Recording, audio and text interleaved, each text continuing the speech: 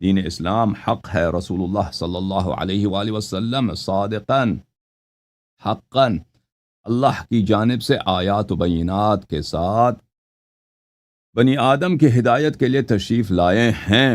ان کی امت میں بہت سارے اختلاف پائے جاتے ہیں۔ کیا یہ سب اختلافات سب کے سب صحیح ہو سکتے؟ بالکل صحیح نہیں ہو سکتے۔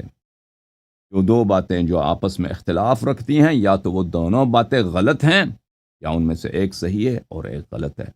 رسول اللہ صلی اللہ علیہ وآلہ وسلم نے متواتراً فرمایا ہے کہ میرے امت کی 73 فرقے ہوں گے اور ایک فرقہ جنتی ہوگا اور باقی سب جہنم میں جائیں گے۔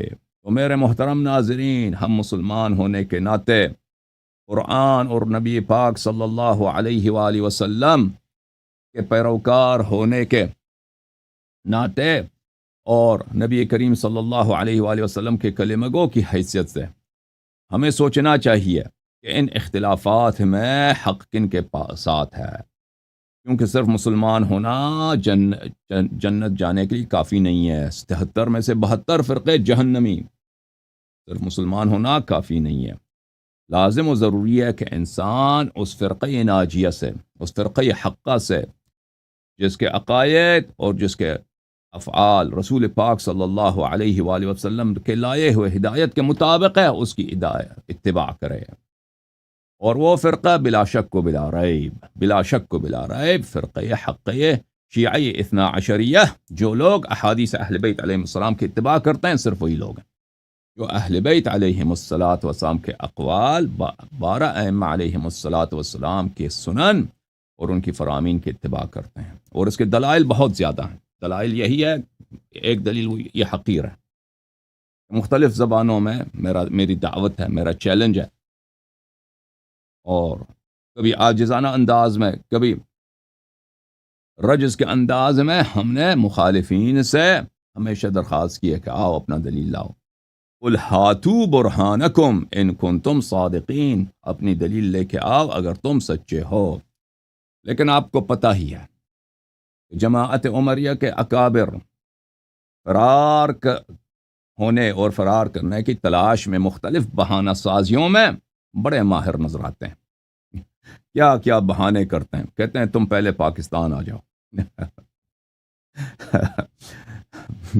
تاکہ مناظرہ ہو ہی نہ سکے، یا کہتے ہیں آپ ہمارے مدرسے میں آ کے پڑھنا شروع کر دیں اچھا، بہرحال میرے محترم ناظرین، حق یہاں پر ہے، دلیل ہمارے پاس ہے، اور جماعت عمریہ کو بخوبی ان کے علماء کو پتہ ہے، بخوبی ان کو پتہ ہے۔ تو ابو بکر عمر کی خلافت ثابت کرنا تو دور کی بات ہے، ان کے جو افعال ہیں، جن کی مذمت اللہ نے قرآن میں کی ہے، جو صریح قرآن سے ثابت ہے اور صحیح سنن ان کے اپنی کتب سے ثابت ہے، یہ ان کے متائن کا ایک متعن کا بھی رد نہیں کر سکتے جماعت مخالفین۔